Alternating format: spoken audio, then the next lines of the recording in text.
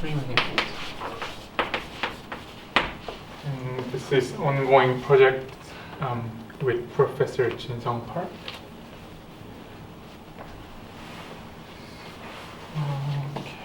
So first, if we consider closed manifold,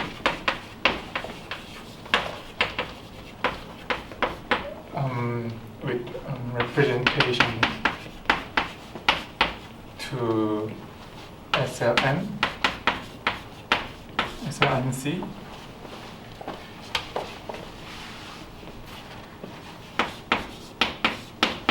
So it is known that the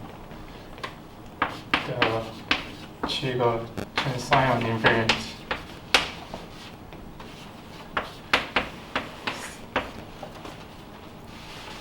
people usually denote it by C hat. This is given by some integral over the manifold.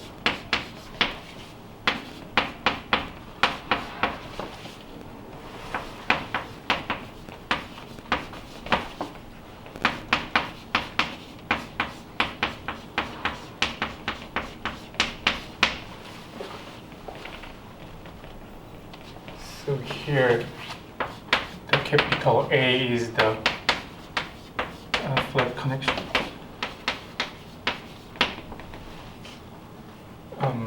In the corresponding flat bundle, the corresponding to the representation. And S is one of the sections of this bundle.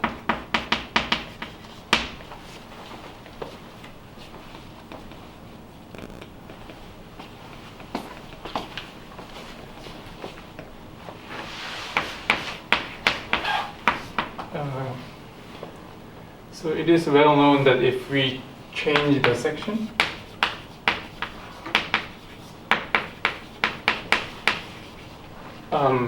then the integral changes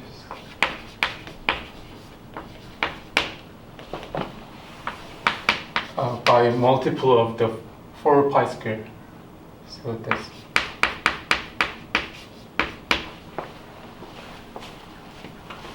so it means that this number is well defined in this quotient.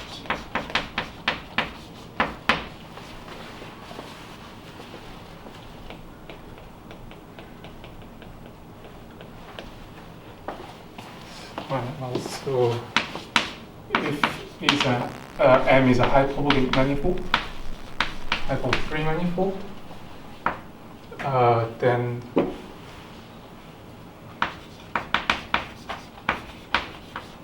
its holonomy. So the Chern Simons invariant of the corresponding holonomy is coincide with the volume and Chern Simons invariant. Some linear combination of volume and Chern Simons.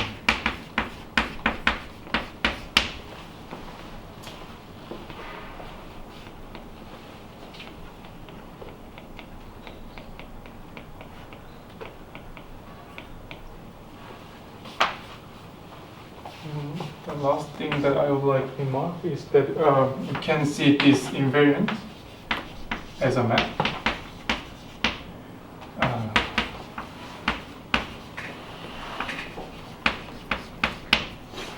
From third homology of G to C modulo 4 pi squared.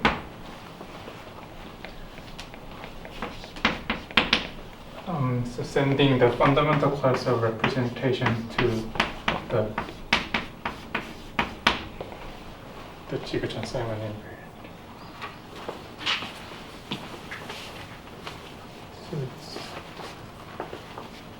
So the fundamental class of rho is defined as follows.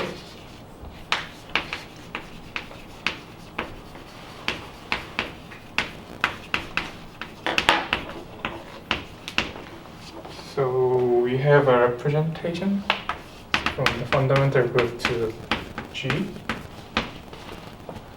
And it is well known that representations is corresponding to a map from manifold to the classified space.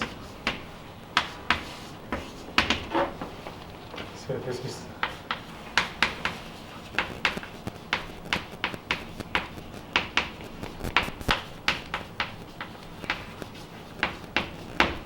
the classifying space of G. So we have the induced map between their homology.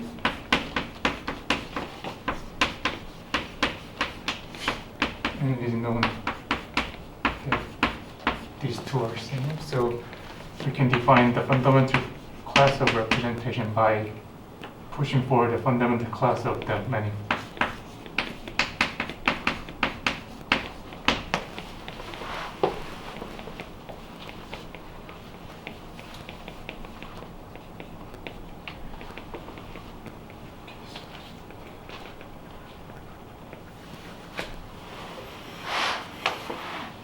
So this is what we have when we consider a closed manifold.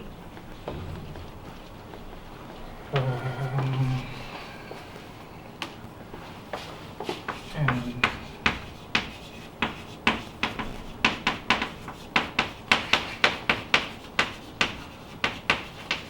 Garofalo did certain secrets. In 2015, they extended invariant, so they extend C hat to a compact manifold.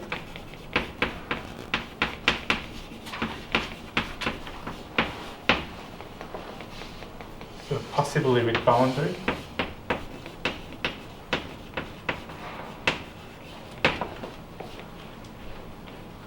But representation should be boundary power points. I mean boundary unipotence.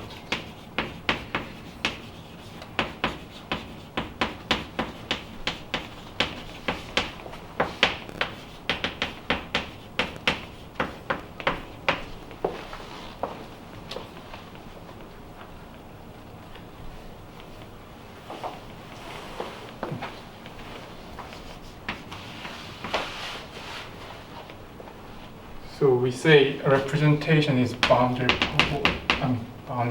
unipotent.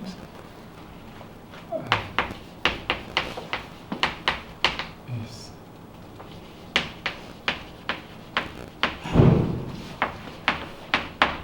unipotent if it maps the boundary to the unipotence of group up to conjugation. So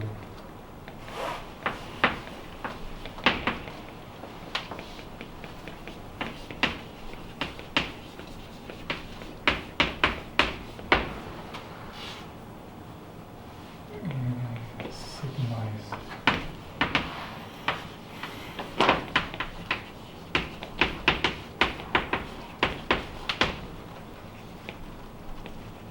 M is unipotence of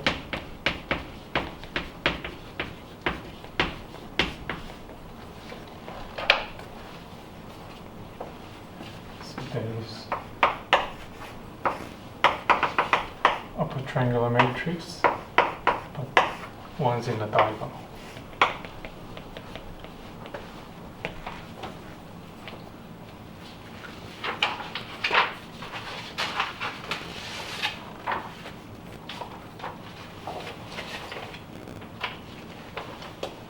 So,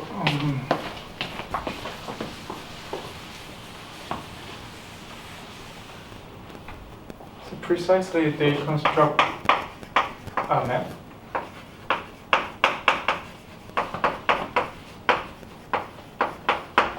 So I will denote it also by C hat. But this map is from relative homology, not absolute one, to descriptions.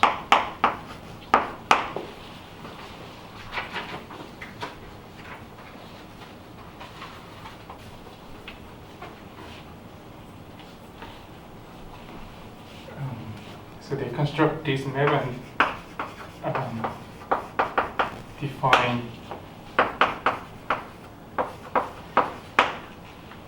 Chern Simons invariant by applying the fundamental class to this map.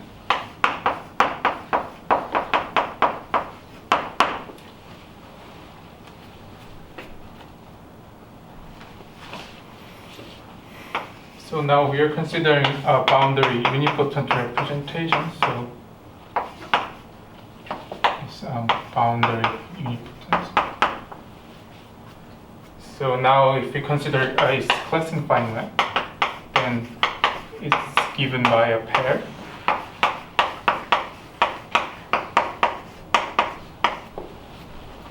Since we have some boundary conditions on the representation.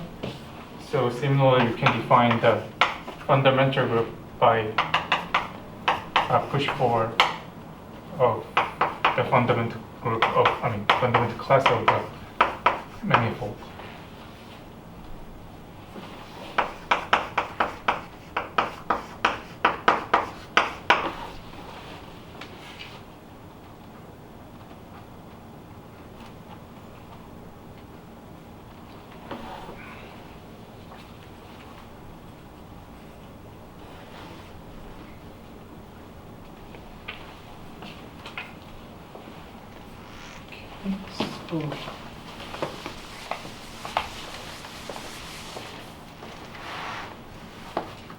They proved that this is the extension of the previous one, so that means now we have two C hat, one coming from the relative one, and the other one starts from the absolute homology. And they proved that this is commutes, where this map is the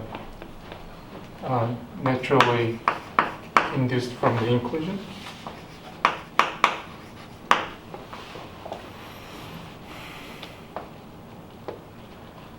So this is the extension in the sense of this commuting diagram.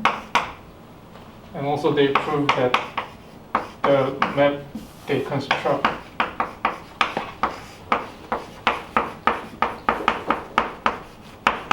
is vector through the extended block group. So this is extended group. So I will recall the definition later. But anyway, this is some group defined, introduced by Neumann. 2004. So in the first diagram, from the H3G to the relative, Yes. yeah. Could you explain more detail that map? So why that is inclusion? Could you? So Right. So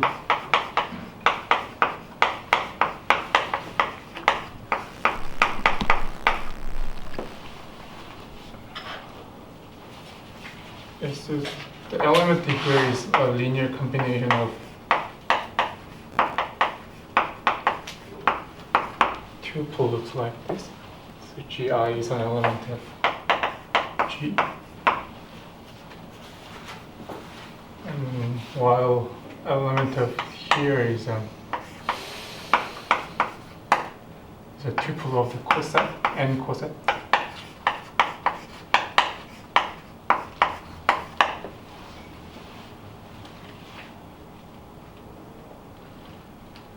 okay, then if you take the element of H3G given by a certain differentiation due to a classable law, as you explained here, then how to get each image in the relative homology? No, so if we consider boundary unipotent representation, then its fundamental groups lies in here, not the image of this map. But yes, I can understand about that. But if the fact that the map from H3G to the relative homology means that for any element in H3G, Right. and its image should rise in the relative homology, right? Yeah, so this map is defined by Yes. natural. Yeah. So I think I can understand those. I agree. But my question is that if you have any class given by just some law without any unipotent condition, right? Then my question is what is each image inside it, relative homology. If you omit the boundary unipotent condition, then yes. that image does not contain the relative homology. Boundary Borel, that image contains boundary Borel. But the fact that the inclusion induces certain map from H3G to H3G and means that any element of H3G Yes, should have image inside of H3GN, right? yes. Actually, I didn't understand the So- inclusion map. So I'm wonder And the I fact. didn't understand why that is inclusion. Is it not only in the case where M has no boundary that you can Right. impose? So if M has no boundary, Yeah. then you have something in H3G, and then you can include kind of trivial by this map. But Yeah. if you have boundary and you Yes. don't put anything, then you are outside of this. Yeah. So I'm saying that. So I wonder the claim that there is some map exists from H3G to H3GN Yes. under the certain condition. You are saying that, right? Mm, But on the other hand, by that explanation, the map is defined that way, and it looks it's already well defined. But on the other hand, if you take some class defined by certain representation without any unipotent condition, then yes. So if you want some find representation whose fundamental class lies in the image of this map, then it should be representations. So either M is closed, or if M has a boundary component, then it should be boundary trivial. So, yes. So everyone should be always invited. yes, So if we have certain representations, then we can view it as a boundary trivial representation, but at the same time we can see it as a boundary also unipotent. So yeah, then it's true. I think the construction of fundamental class, so B rho star and H3 of M is 0 for boundary, manifold with boundary. So I mean that this classified map is only for the closed manifold. yeah, this is for closed, but So I think if there is some trouble to get fundamental class in H3G for manifold with boundary.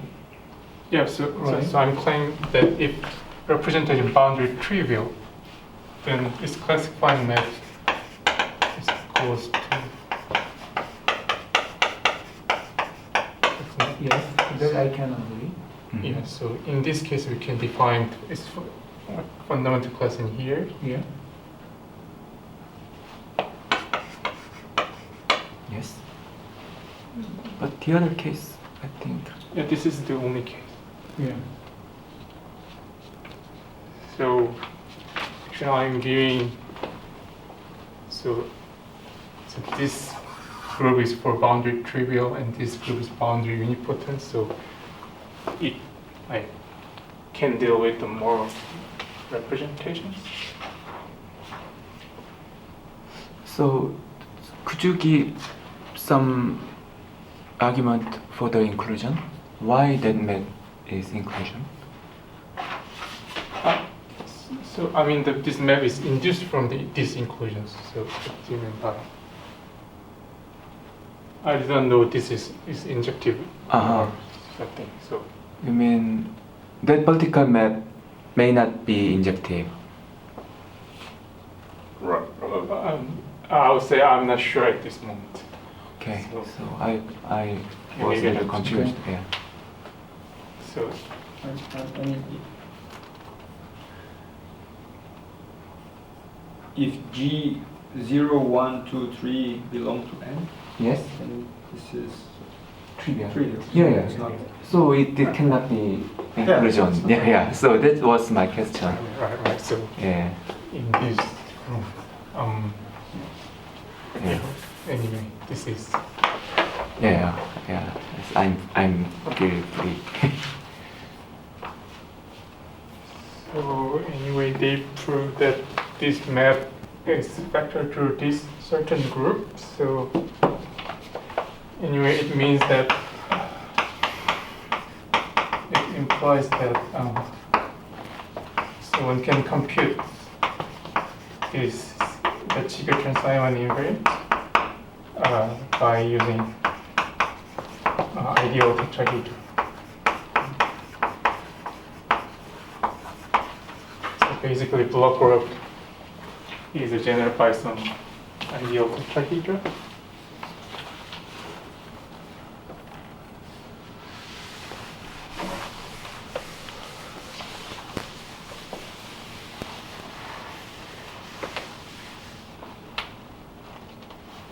Okay, so our goal of this project is to extend C hat to a large class of representations, and that would be boundary.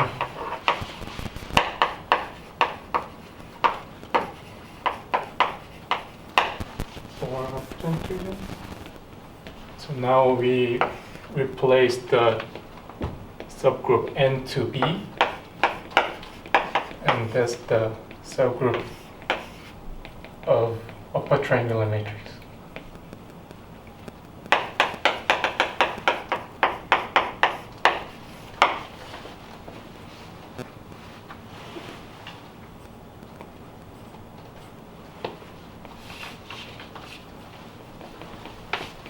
So here's I would like to remark that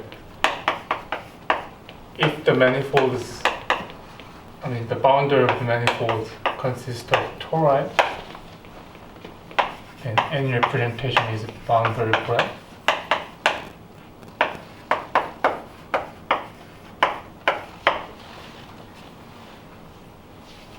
Since torus is generated, fundamental group torus is generated by two elements. And since they are commutes, so we can conjugate them to upper triangular matrix simultaneously. So if we consider like certain manifold, then the boundary border. So a question. So the boundary border condition is we have to conjugate boundary to those upper triangular form. If you have boundary more than two boundary components, so how to make upper triangular form simultaneously for both boundary? No, so So precisely the representation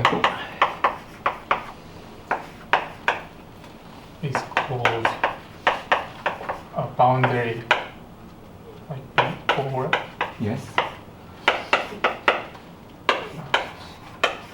So we don't have to consider the component at the same time. So for each component here,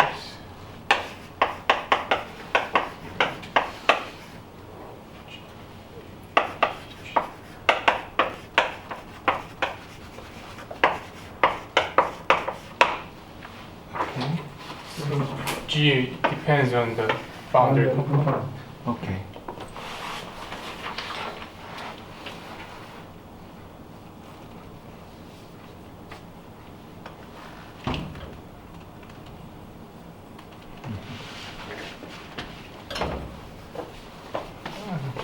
This is something I have to note. And also, it is well known that Chern Simons invariant is not well defined. Cannot be well defined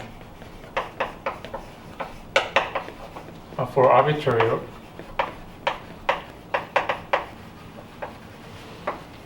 So well defined in this quotient. So it means that we have to require some additional information on the representation. So we need something more.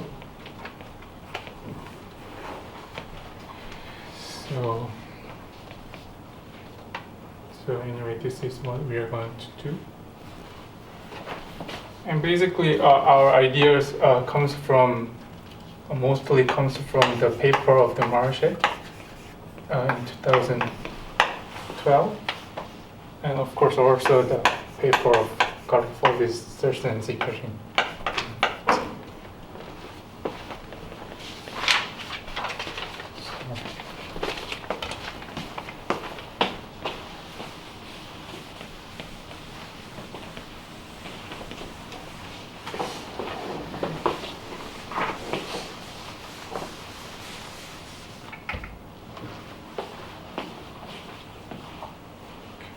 So we are going to consider boundary Borel representation, but let me first consider what's going on the boundary. So let me first consider the torus first, the two-dimensional torus. And also D is the Borel surface.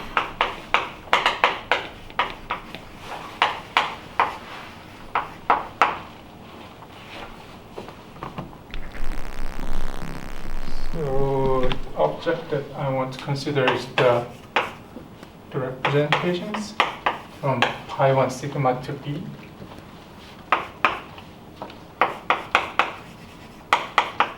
But of course, I will consider it up to conjugation. And it is well known that such set is there's one-to-one correspondence with the set of the flat B bundles up to Eisenberg.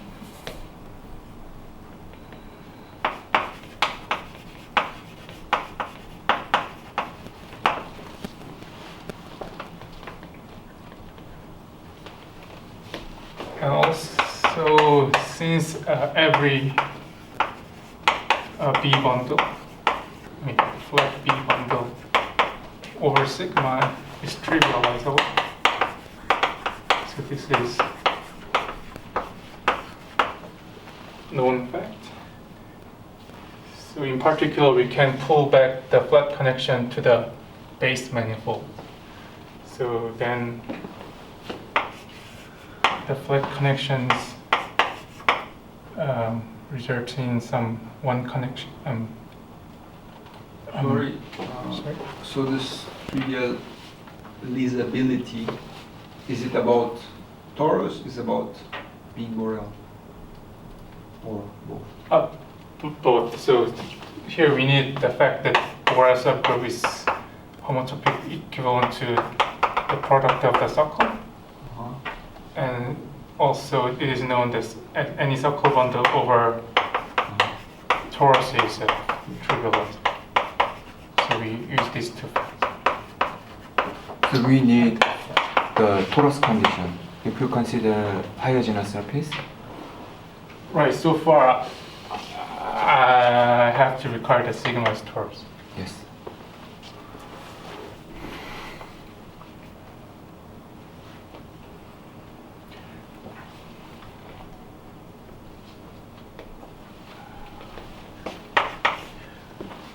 Alright, so the connections became form in one sigma, and gauge equivalence becomes a map from sigma to V.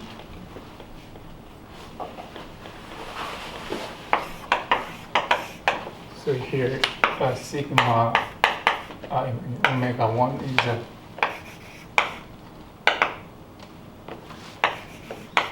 B value is 1 and sigma. So small b is the real algebra of the Fourier subgroup. Fourier group. And also we have to require to get this is the flat. So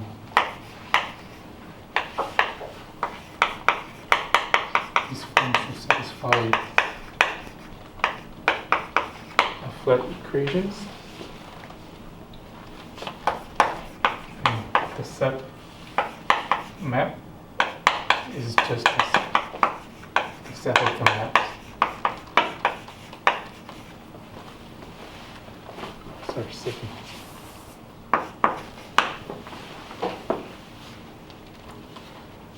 And the quotient is given by actions. So if we choose alpha here and g here, then actions is given by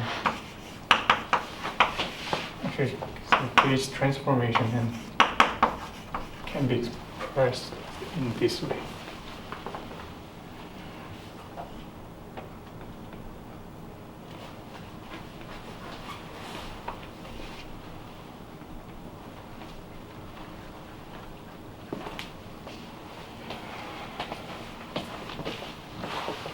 So as I mentioned before, we have to add something here, something to representation. So we are going to define. So for we first pick representations, and we'll define the logarithm, a logarithm of sigma.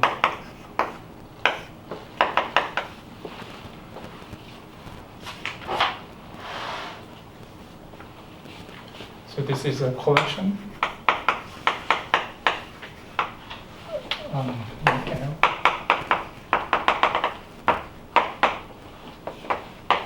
L. So Li is first column element.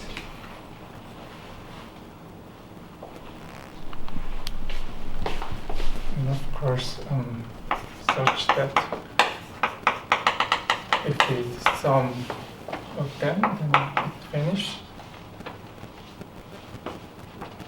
And also sigma is of the form like this.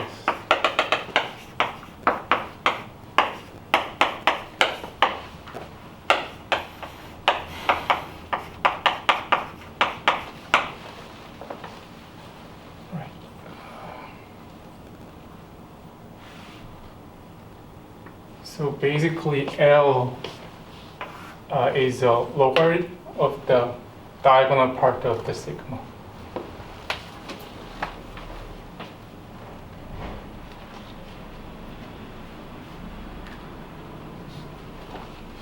So from now on, I will denote by R hat. by a pair of sigma and its logarithm.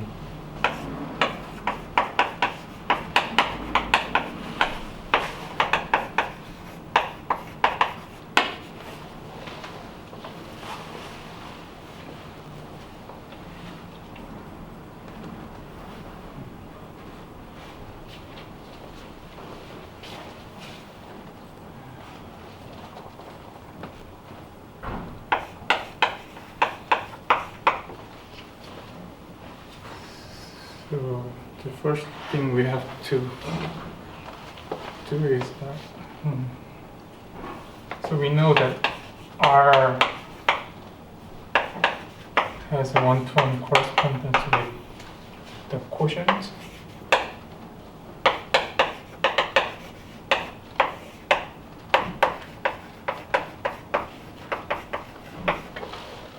That's what I explained here. And now we have the bigger group set, R hat, over here. And I want to claim that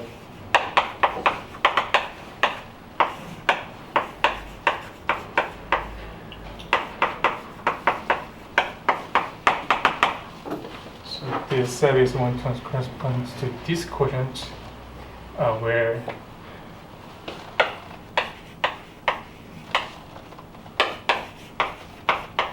I put 0 above.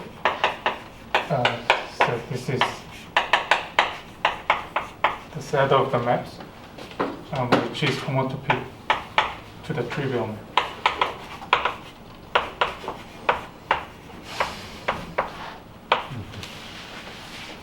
So trivial map is just sending every point to the identity matrix.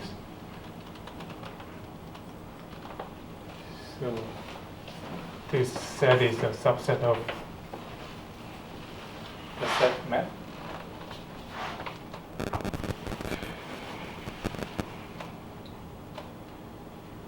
So I will omit the proofs, but I will explain how this map is defined. So for instance, if we choose alpha here, then since it's a b-valued one form, so we can write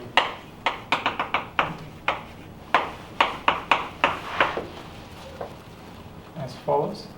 So now alpha I is c-valued one form on sigma.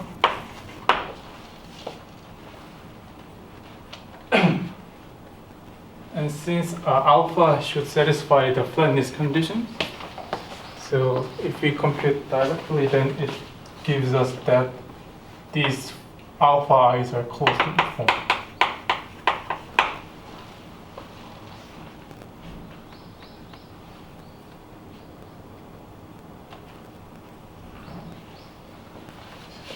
So whenever we choose alpha, we will map it to its holonomic sigma and its logarithm L, where L is given by the class of this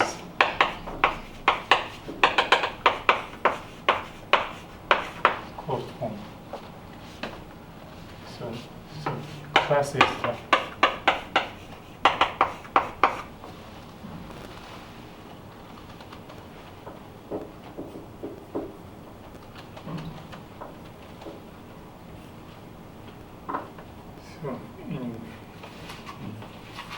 so we can check like well-definedness and surjectiveness and injectiveness, just not very hard.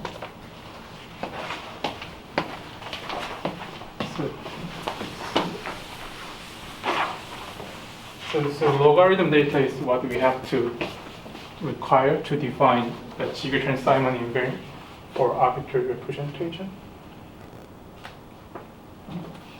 So now we are going back to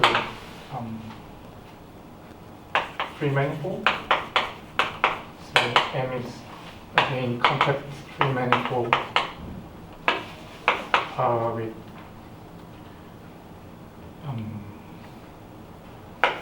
Actually, we can have several components, but let me assume that there is only one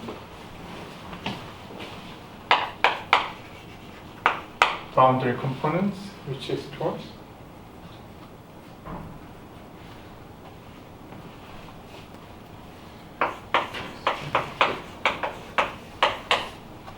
So we are going to consider representation from the fundamental group 2 as a NC.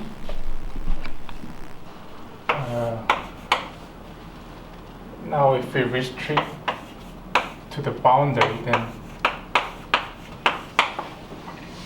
there is induced map. Induced from the inclusion. And also there is a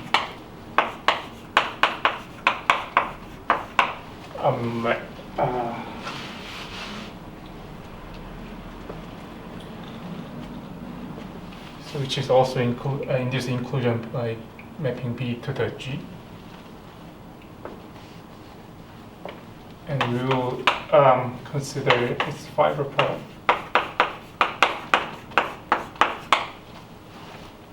over here. So the set R boundary MG. So why the wrapped map is inclusion? No, I mean induced from the inclusions. Okay.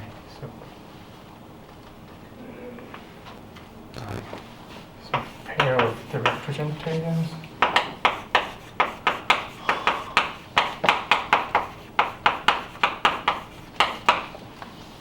Such that the restrictions are conjugated with sigma. Sorry, can I ask a question about Right. this position? So this map, 0 set, Yes. is just a point. Just a trivial map. No, But then, no, it's a homotopy equivalent to.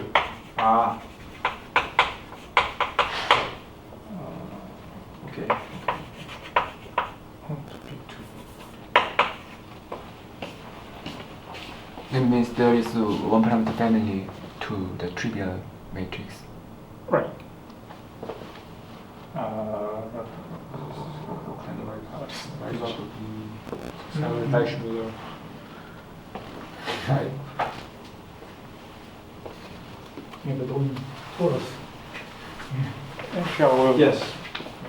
be comparing. Okay.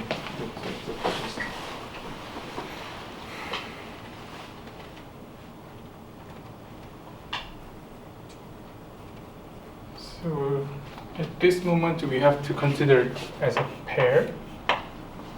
So I'm not very sure that this sigma is essential or not at this moment. So please note that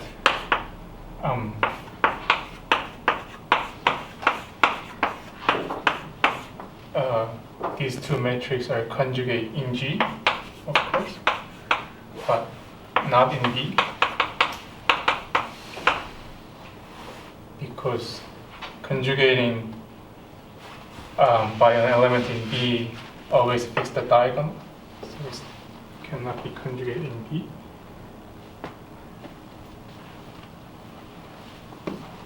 So at this moment I have to choose sigma. So it means, so we know the rho is a boundary Borel, but we don't know there is like many choices to like conjugating rho to Borel, a boundary Borel. So anyway, the sigma tells you how to conjugate. That equivalence relation is component-wise or the global conjugation? Always component-wise. Always component-wise.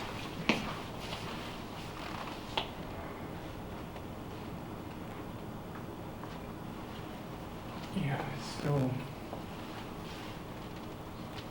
anyway, so we need like another description for this set, and we know that this set is corresponds to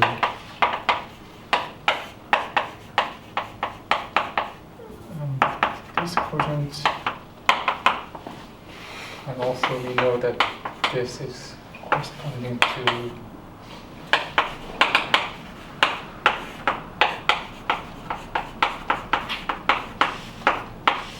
I did not precisely define this notation, but it is defined very similar to that one. So combining these two correspondence, one can check that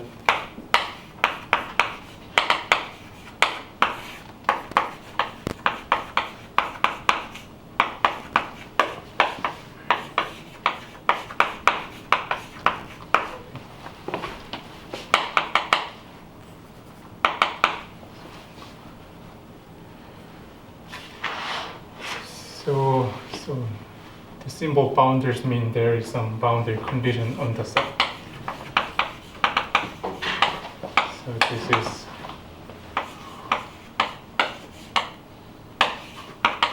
subset of this set, such that if you restrict the boundary, then it's evaluated.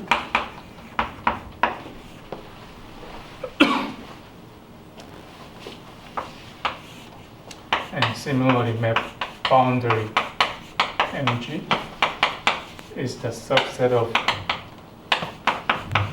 just map mg, but with boundary conditions.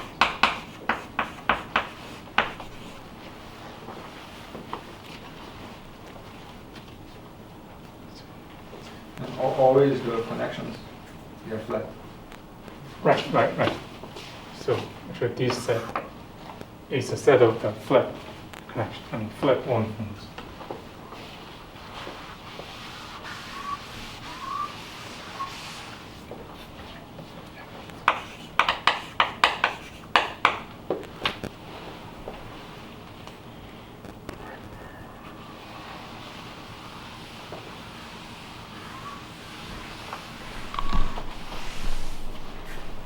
So now we are going to add the logarithm data by replacing r by r hat. So once again, we have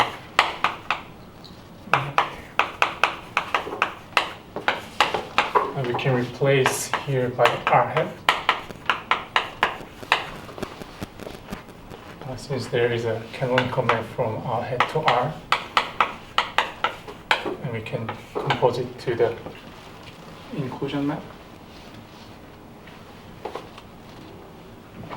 So, and then we define the final product of these two maps by R hat boundary. So hat always means that there is a logarithm data in it.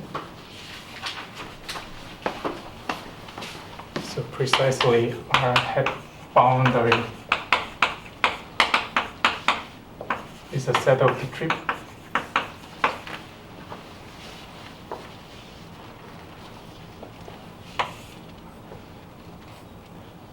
So the restrictions should be conjugate in G. And also L is just a logarithm of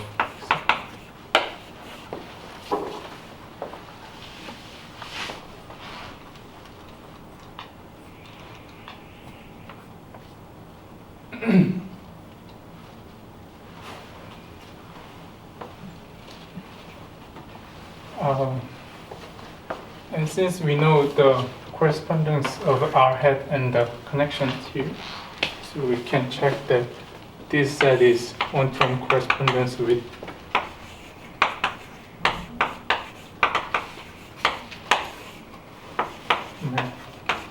boundary, but we also need 0 here.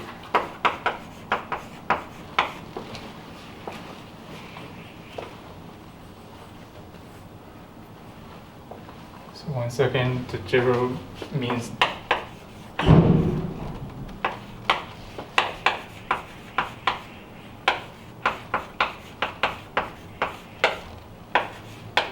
that the restriction to the boundary is homomorphic to the trivial one.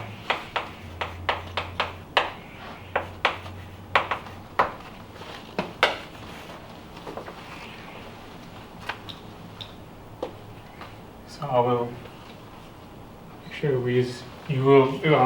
We will going to use this condition later.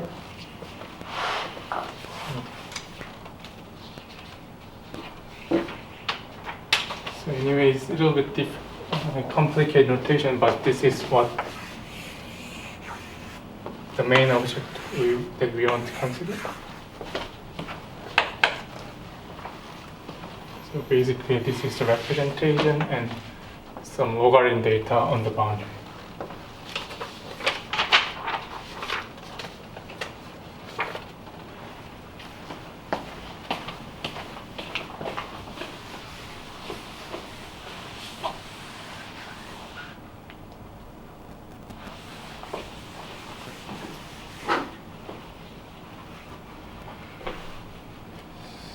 So now we're going to define the Chern Simons invariant. So now we have one form on the manifold. So we can define Chern Simons invariance as a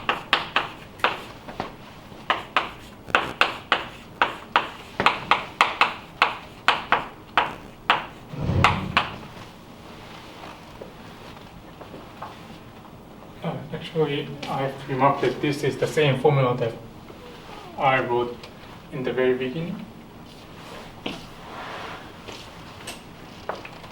But since alpha is a flat, so we can check that they are same.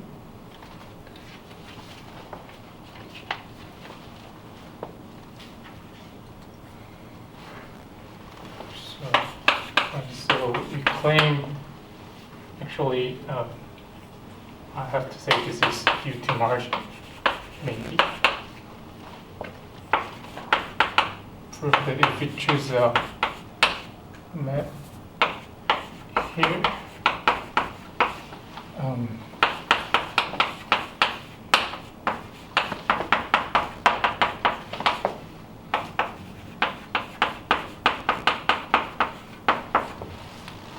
then the Chern Simons are same in modulo 4 pi squared. So I will give a very brief proof. So first recall that alpha g is given by conjugating alpha and some the Maurer-Cartan form. So if we plug in this to the formula, then we can easily check that the alpha and difference are given by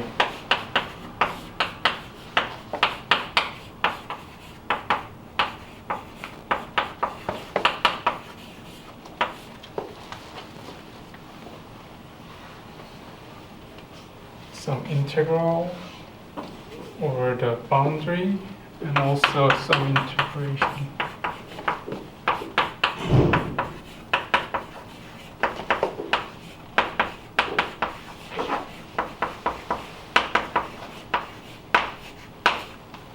And the whole length.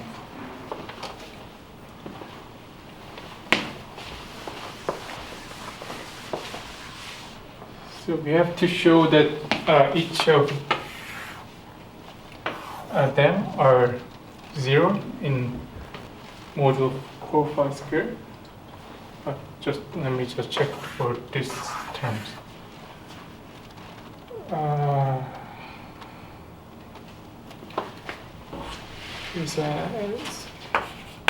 As we did before, so so on the boundary we can, so alpha is b valued, so we can write it so like this. So again, alpha I is closed C valued one boundary.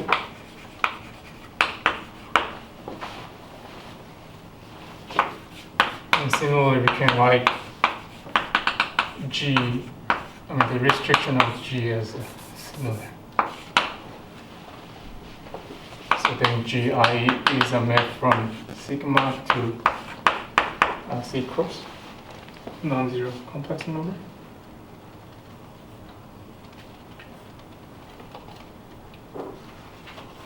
Yeah, then it's easy to see that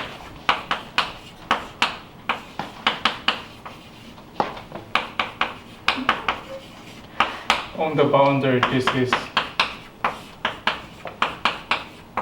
trace of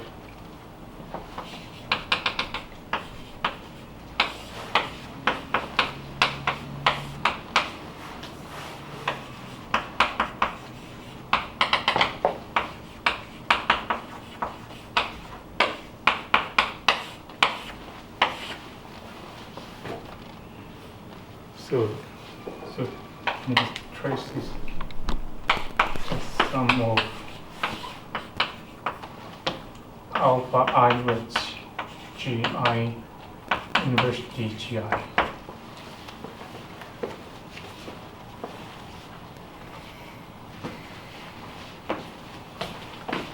And since alpha is close, so we can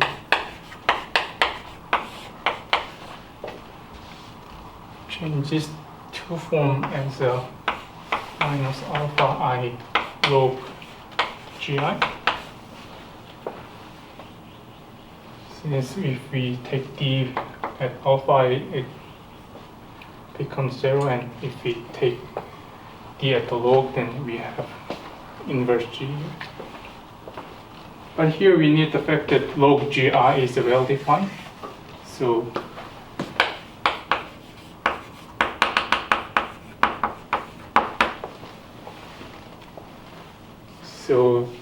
in order to guarantee that this log gi is well defined, we need that fact that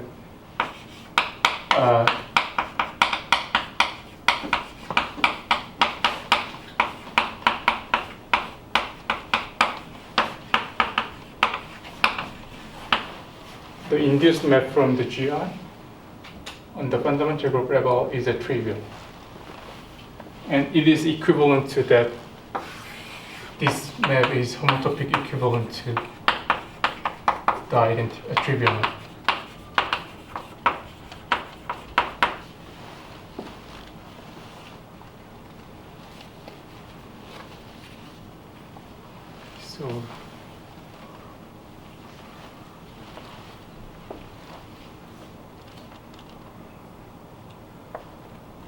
So under the condition that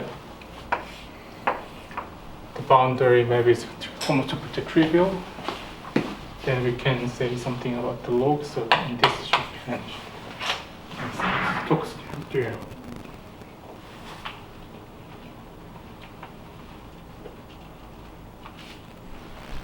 So this is the main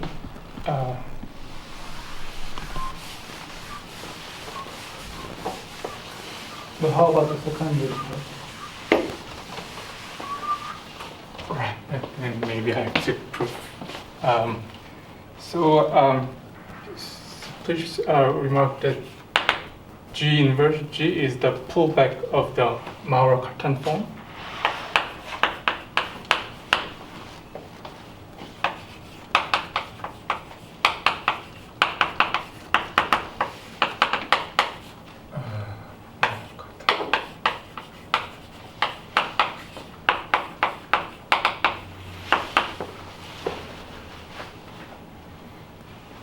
So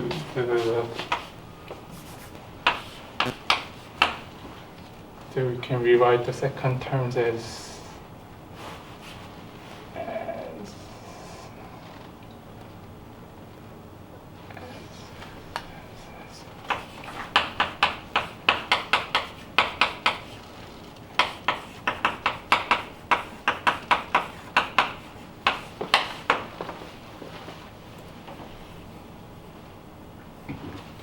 we will denote by chi.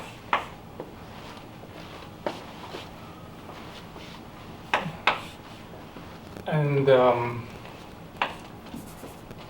So here we need the fact that this form is actually closed form.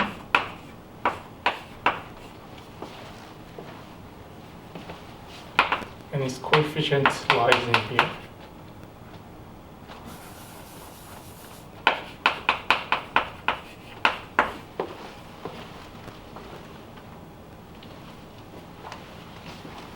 And also we need the fact that this integrand only depends on the boundary.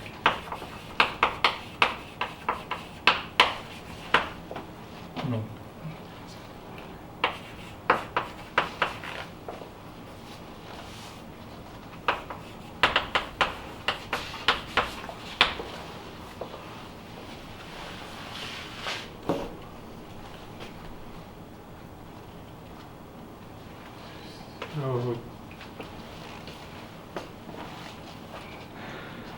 you can find this effects at their paper and also I forgot the name. Also Basil Leah. I forgot Basil. Cecilia. Yeah.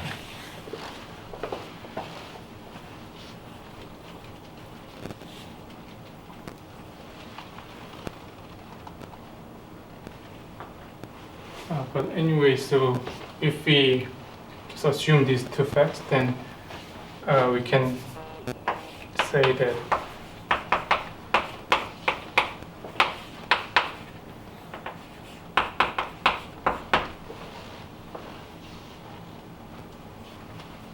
so where and in the whose boundary are same with the M.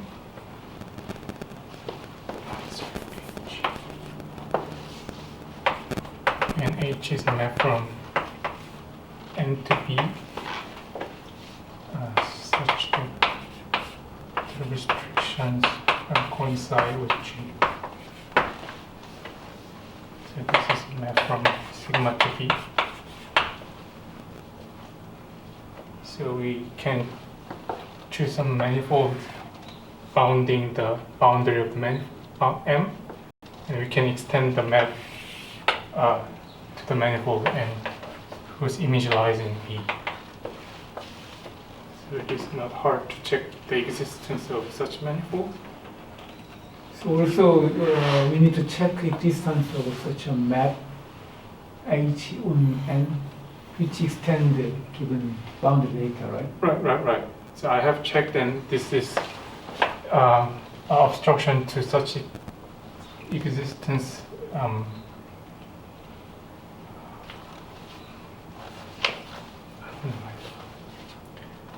It was like given by something like this, so it is not hard to construct. Yes. So yeah, I forgot the details. Yeah, so boundary data is null homotopy. You need to use maybe. No, you don't have to. So only that I need is that this is equivalent to S1 cross S1. So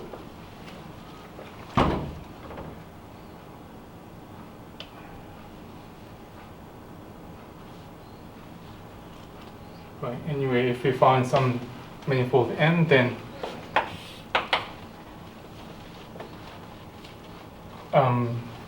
these are now V value, and one can check if the three form that we are going to we want to consider is vanished whenever we take the vectors in V, EB.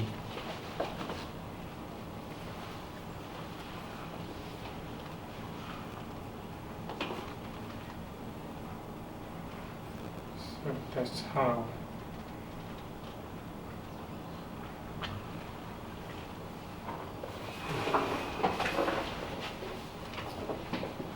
So combining that, you finally get the integral is actually integral over some closed manifold defined by gluing M and N. right? You need to claim that the second integral should be some.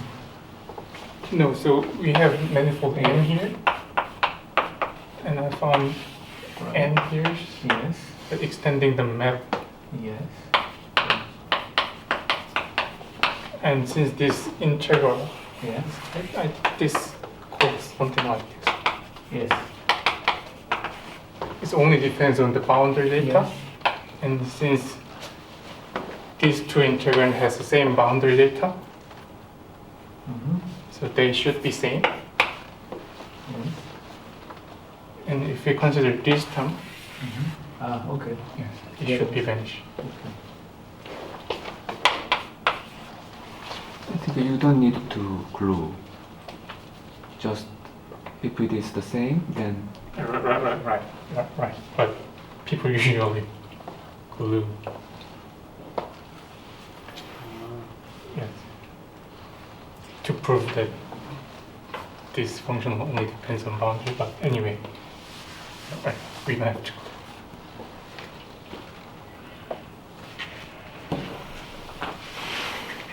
So anyway, this proposition tells us that this C hat is now gives well-defined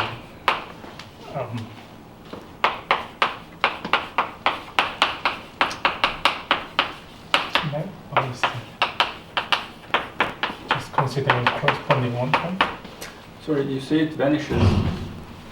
Weren't you trying to show that it's mod 4 pi squared? Right. So this integral modulo for pi square does not depend. actually depends.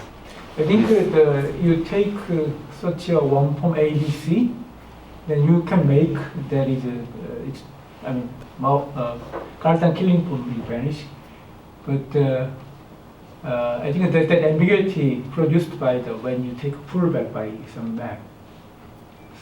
So that I think when you take pullback, then such a map and such an integral depends on degree of such a map. So that ambiguity produced by some degree of such a map.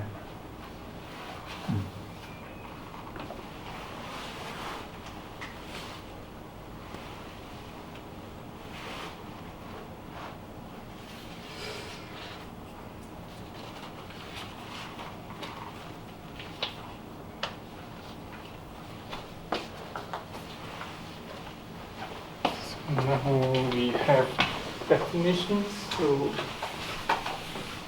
we can consider some properties of C hat. So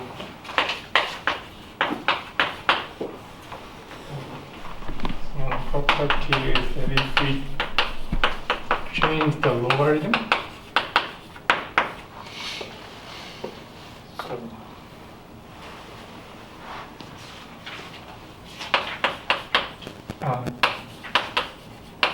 then one can easily check that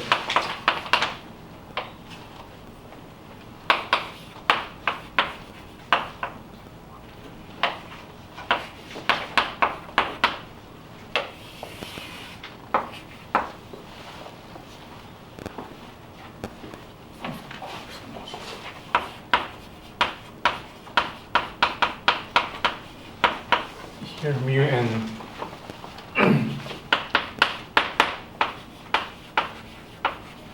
is like media and longitude of sigma. Actually, you have to be careful about the order.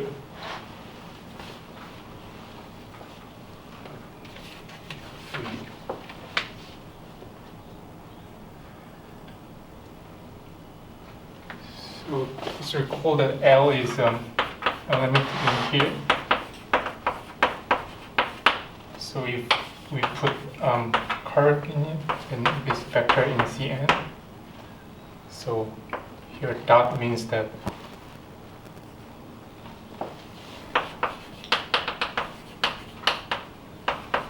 nothing but that's a pairwise sum.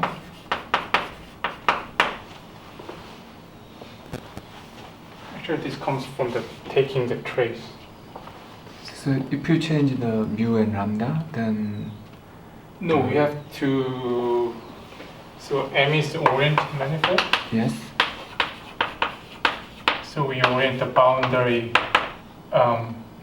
as in the like Stokes theorem. So like so for instance a mu and lambda how to say I'm not sure how to say it's oriented. You mean if you change the order, then one of them sign is changed.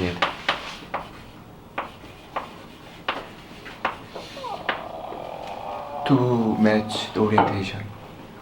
Right. Oh, I see.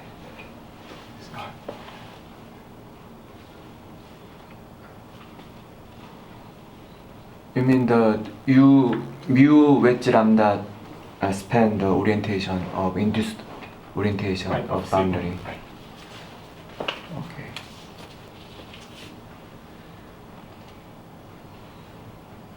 On the other hand, there are another related question that it looks like the left-hand side will not depend on the choice of mu and lambda, right? But the right-hand side seems to depend on the choice of mu and lambda. No, so mu and lambda can be chosen freely, and at least they are generating the fundamental group, Yes. and also some condition on the orientation.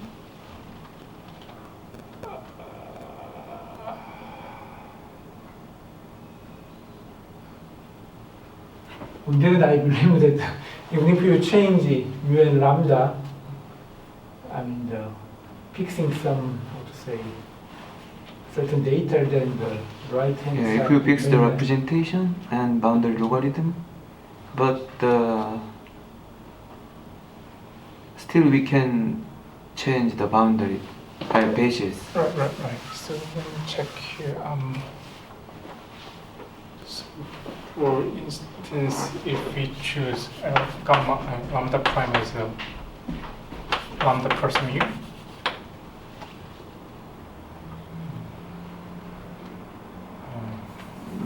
Lambda 2. um,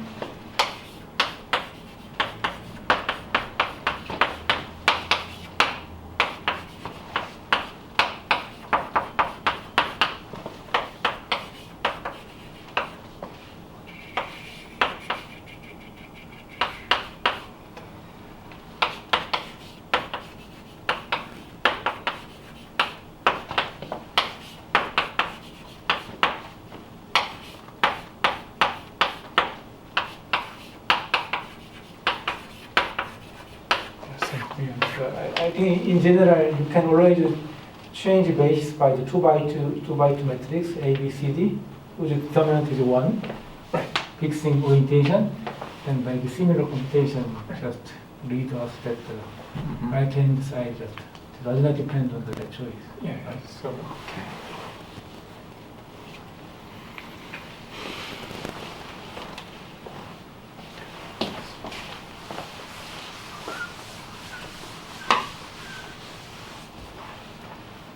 and another property.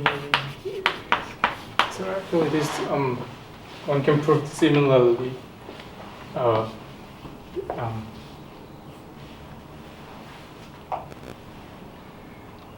Anyway, so similarly, we can consider a derivative of c hat. So now we consider a smooth curve in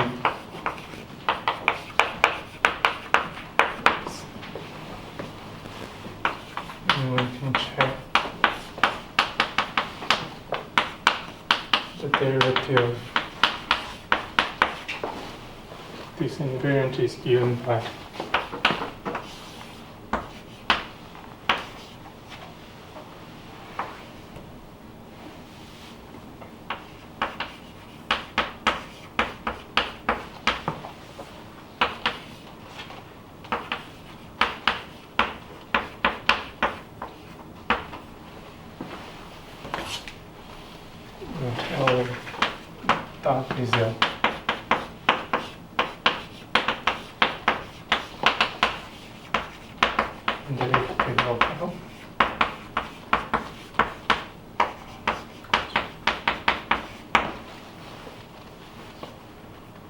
But I have to recheck the sign. Maybe I'm wrong here. So maybe minus signs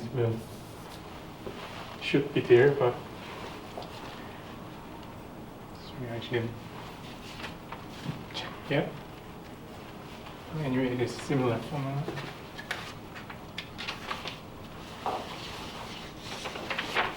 I just want to remark that that formula is somehow complex version of sugar-free formula. Yes. Yeah. And actually, this is like our first goal of our project. Complexify.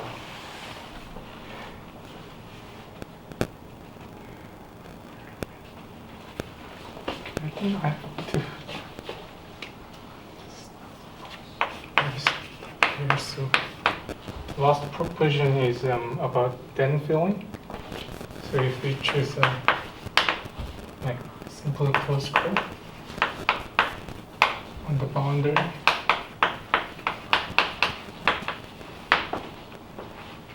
then we can consider den fill manifold.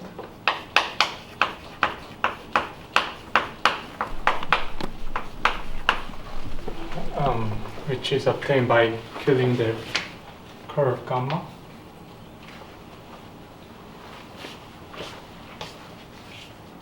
And so suppose that our representations like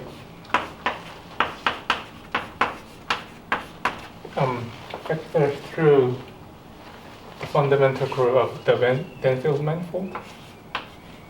So I will denote the induced representation by rows of gamma.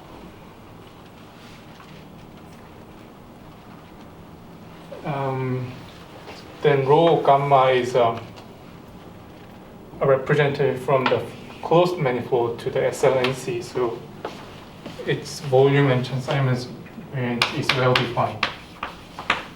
So you can say the volume of the representation and also Chern Simons invariant of this representation. And the proportion says that this is coincide with our C hat for any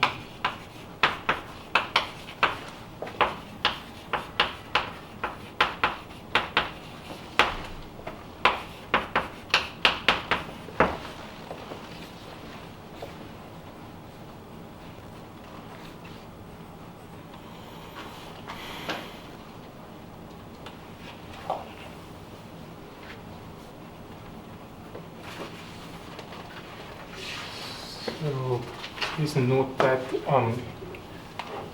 since this representation factor through the den-field manifold, it should be killed gamma. So then it's reasonable to say that the logarithm as 1 is become J. Of course, we can choose 2 pi I or 4 pi I. If we choose 0, then our C hat coincides with the volume and Chern Simons. So the proof is quite easy because since we have alpha one form in the manifold here. So we are trying to extend this one form to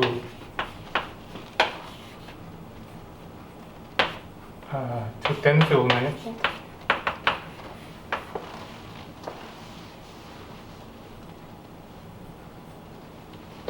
But one can check under these conditions one can extend the alpha such that alpha restrict to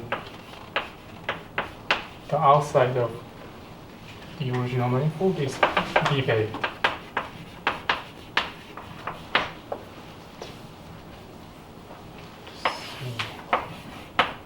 So we have alpha here and we have solid force here.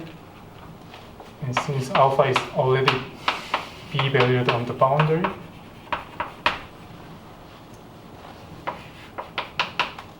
So only thing that we have to check is that can we extend to the interior of this solid torus? And the obstruction of such an extension becomes, equivalent to these conditions. And as I said before, the b-valued one form does not effect on our integral.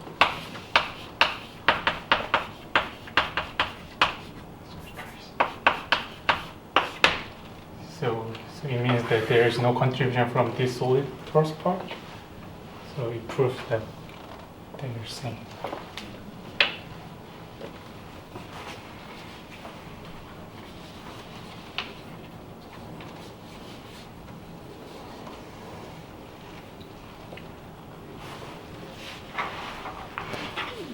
So actually this is like the first part of our project. So actually we have second part, but I think I have enough time, so maybe I have to stop here. Maybe you can stop here, or if you prepare, just you present the result. Change the result. Also, it needs to explain some notation.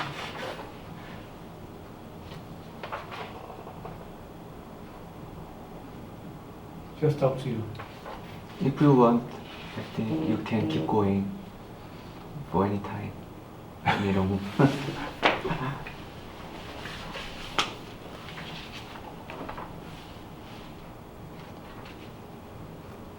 So just tell me like the result, maybe. Just you state the many parts of the result. Right.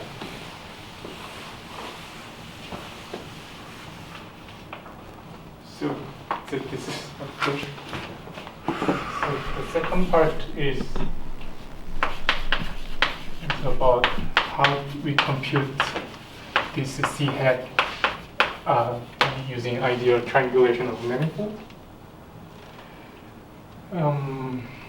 As I said before, these people prove that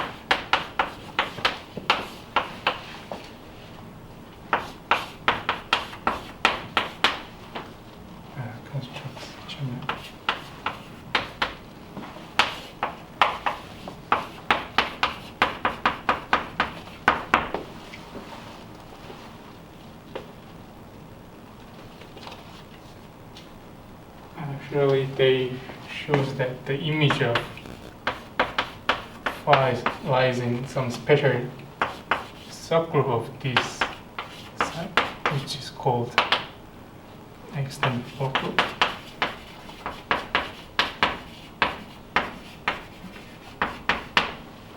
But we don't need this effect.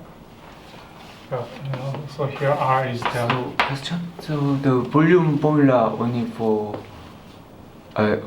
can be applied for the general representation.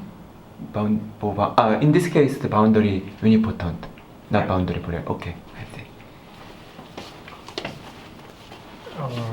and some R is some special function. So R is basically Rogers Dialogue. diagonal Right. function. So just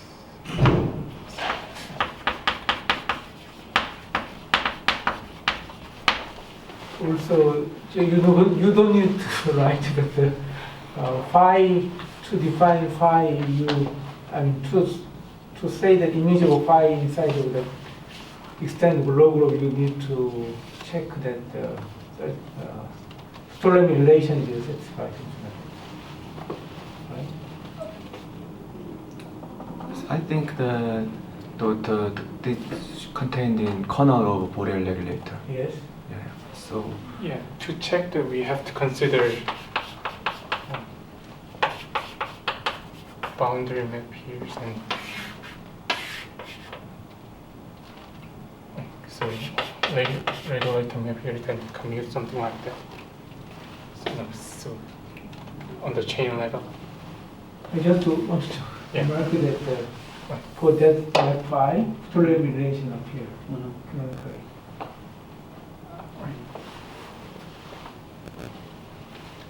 So anyway, so what we have done is, so basically this H3GN is generated by some ideal, standard simplex with n cosine assignment on each boundary, each vertex.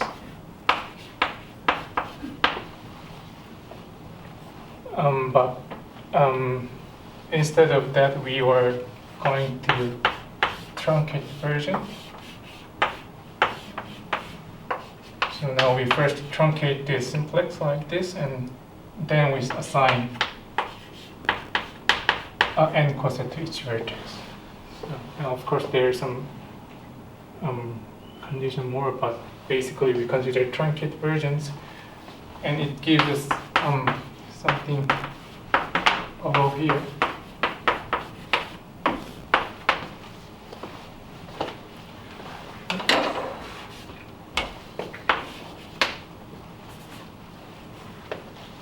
And also, as similar to phi here, we can find something phi. So here we need something called deformed polynomial.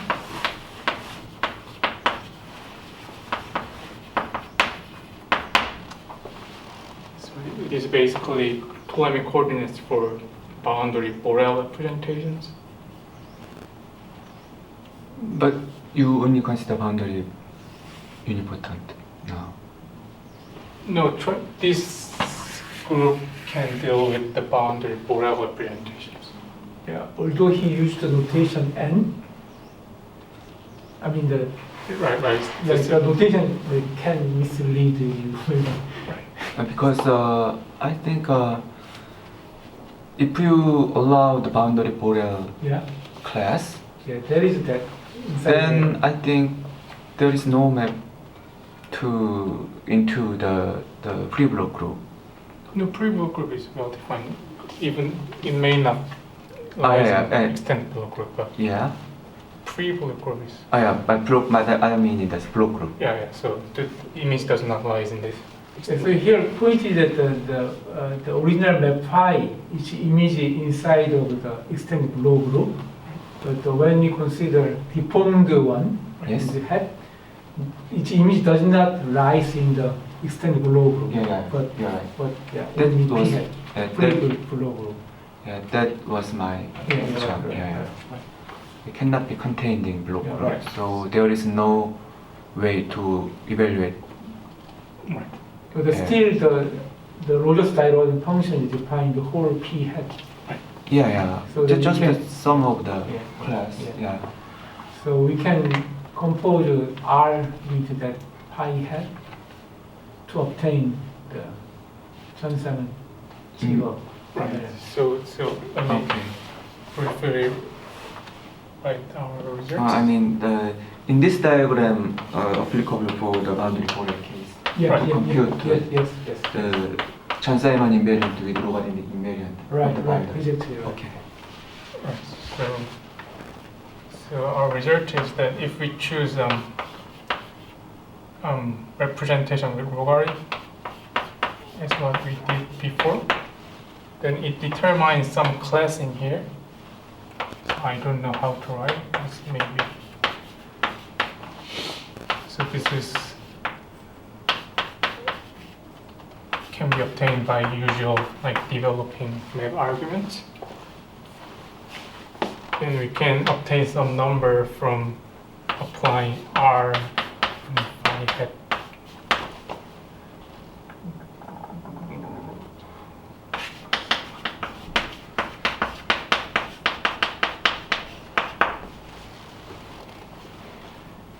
And our theorem is, so one of the theorem is that this number is actually coincide with the C hat.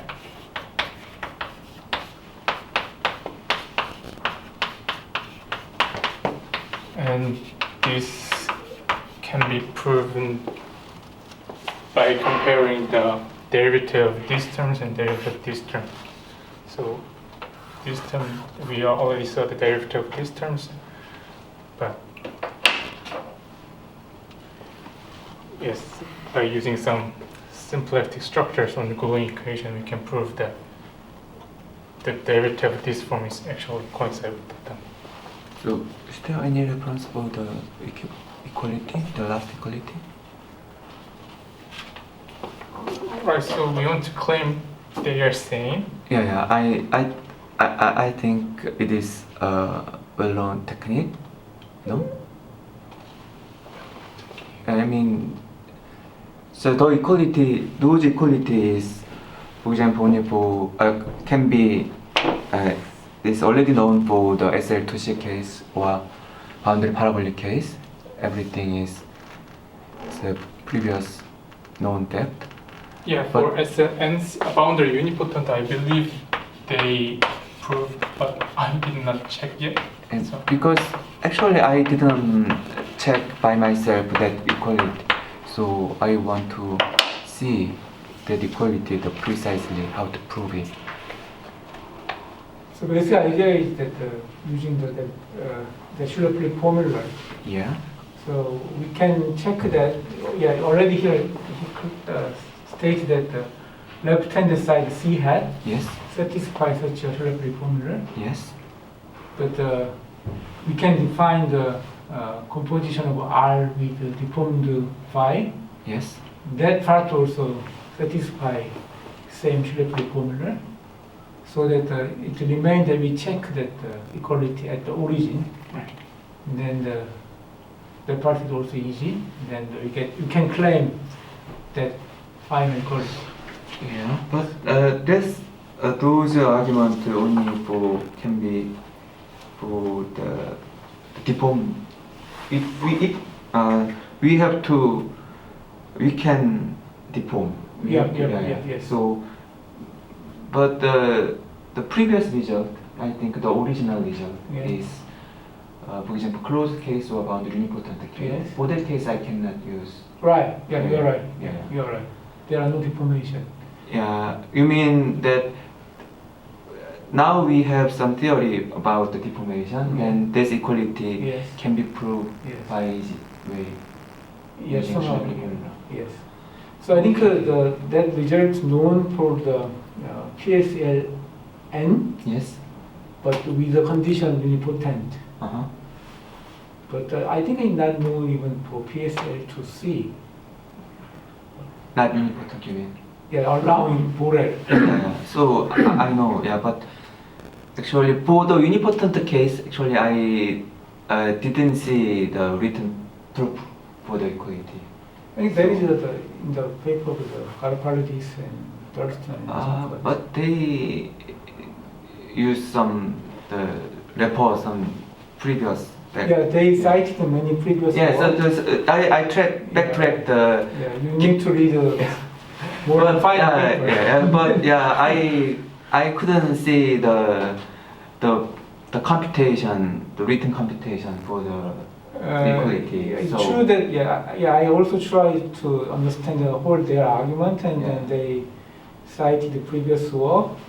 But when I tried that paper, they also cited the previous work. actually, You should trace it back. this searching arrive at the Dupong's original paper. Right, Yeah, you're yeah. right. Yeah. So I cannot see the. Yeah, but anyway, I strongly of course believe that it's true. Also, yeah, I believe. Proof is also I also complete. believe. Yeah, but I think if I understand this whole theory and this proposition, Mhm. then we can prove this equality by this deformation Yes. formula. Yeah. So it is an easy way to prove by Yes. ourselves. Somehow that proposition is rather easy Yes. to check that equality, Mm-hmm. but it's not much easy to check the right hand side would satisfy such a formula. I think if we know those truncated Yeah. the decoration, Yes. yes, then I think we can find something when you take a derivative, then Yes. you can find some change of boundary data. I think it will give some Schlafly formula. Right, so I think we don't need maybe great idea. So ideal is already known. Yeah. So somehow we need to combine all the technique and then our piece to check that. Basically, in every inside edge, all the changes cancel out of the volume. Yes. So yes. the changes only appear at the boundary part. Actually, yeah. Anyway, so now I'm satisfied. So basically, this project started to understand some this complex volume on the some deformation space of incomprehensibly structure. Yeah. So So It is our very space contained such a canonical space, deformation space, yes. and then we wanted to extend the whole thing to this deformation space of incomprehensibly structure. Yes. So yes. So this is what we have done so far. So when yes, so I'll stop here. So how much? Okay, I think we should. How much do you write these things? I don't know exactly how much you like. So the first part I think I already finished. Here is the So version of the- because I really want to understand basically the last equality. This is my old question of it. So I think if I understand this, then in particular that Schlafly formula, then when you mention that, I think I can prove that last equality. Yes, so still I think the several questions remain. And for example, he states some formula difference of the Chern Simons invariant Yes. with different that logarithm Yes. L and L prime, Yes. and then it's given in terms of some data. Yes. But we want to understand such some geometry meaning. I mean, when the PSL2C case, Yes. that is exactly the complex length of the filling geodesic. Could you write again?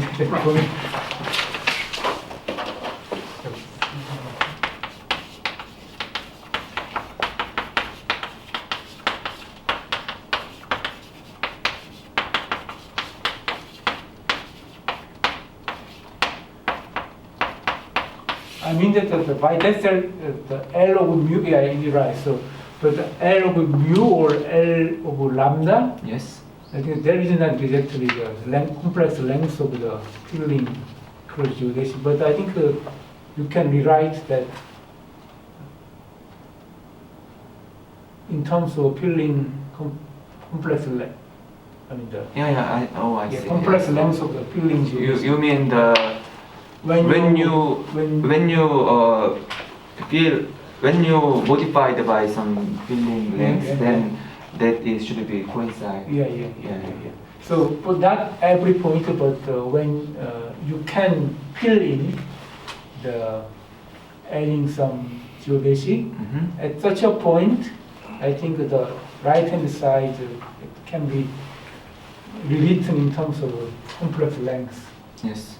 But when you increase the group, right, Yes.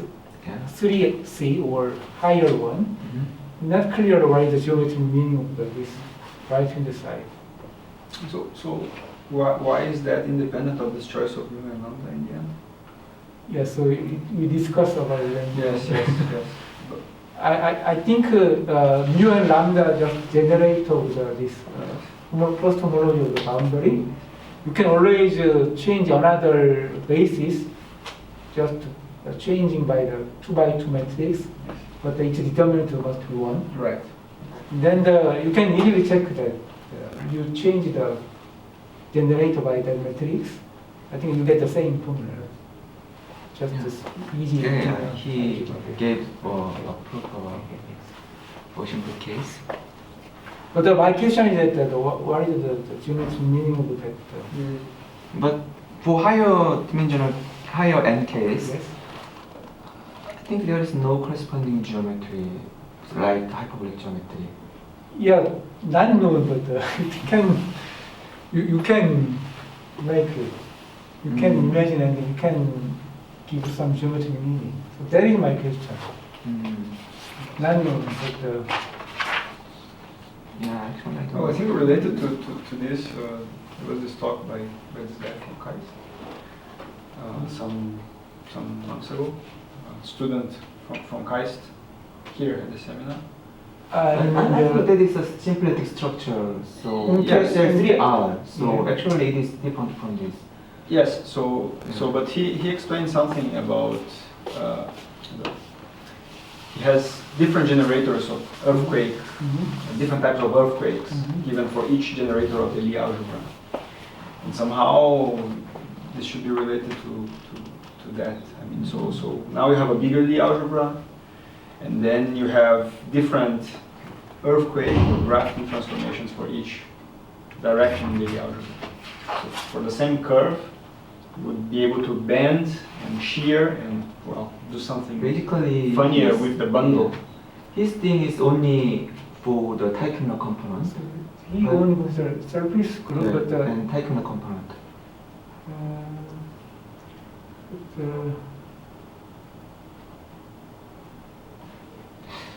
I don't remember the part.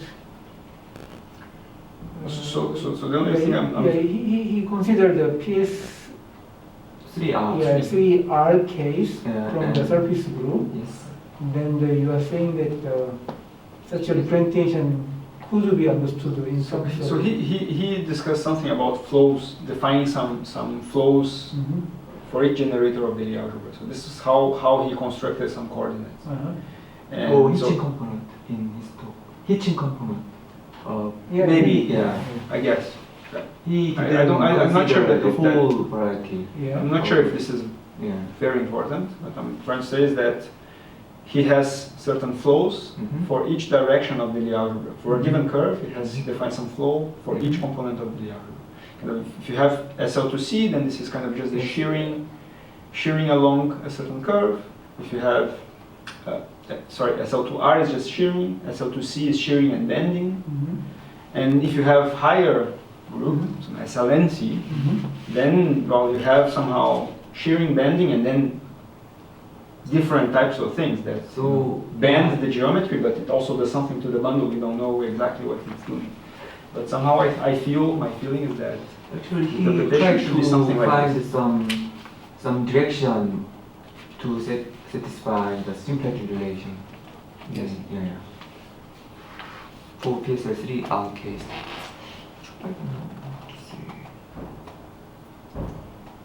I think all this vision is basically motivated by the work of maybe Cook and Goncharov. In some sense, I mean, because they consider higher typing theory, and then they use some representation to the like big Lie group, SL, or NR. But I think all the work just maybe follow the classical material, but without any geometry interpretation. I think there is the problem. So we just want to ask, address such a question for this very specific case. Also, the formula, it appear very naturally, as he stated now.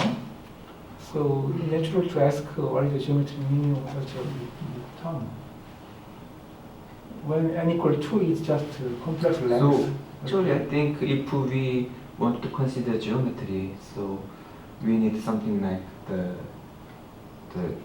geometrized universal cover, like H3 or H2. For example, when you consider the something, I mean the if you have some representation to SL3, then SL3 acts some space. Yes. Then that gives some geometry for Yes. that representation.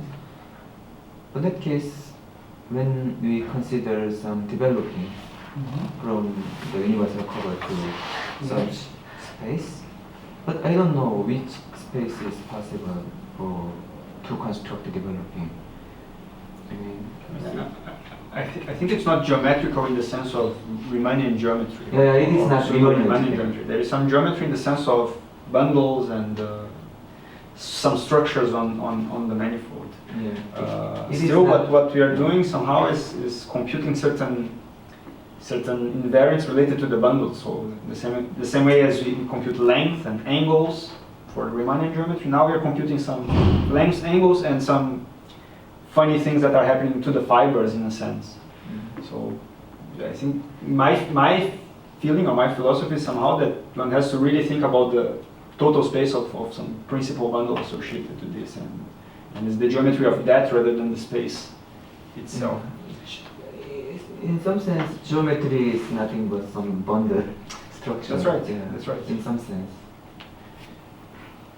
So somehow my feeling is that in the same way as you kind of have a geometric interpretation in the hyperbolic case, in terms of shearings and bendings along curves, maybe the right way of thinking of this is to understand what shearing and bending means in the principal frame bundle or in the principal PSL2C bundle, in the case of hyperbolic geometry. So, And then generalize this for higher dimensional bundles. in hyperbolic geometry case, for example, when you consider the PSL2C bundle, then PSL2C act the hyperbolic 3 space. I mean, we need some set by acting some group. So if you consider something geometric flavor, then we need some kind of model space. Acting by something like regroup. Yeah. But I think it is something the homogeneous space or symmetric space. Yeah. That's the candidate, but I didn't think seriously. But maybe just thinking about trimanifold, maybe hyperbolic trimanifold with a PSLN-C bundle over it. Yeah. Right? That, I mean, this is not a homogeneous space per se, right? Mhm. There is this hyperbolic thing, but it's not a homogeneous space. It's just a three-dimensional manifold with a bundle. So we will share it with the Properties of that. Okay.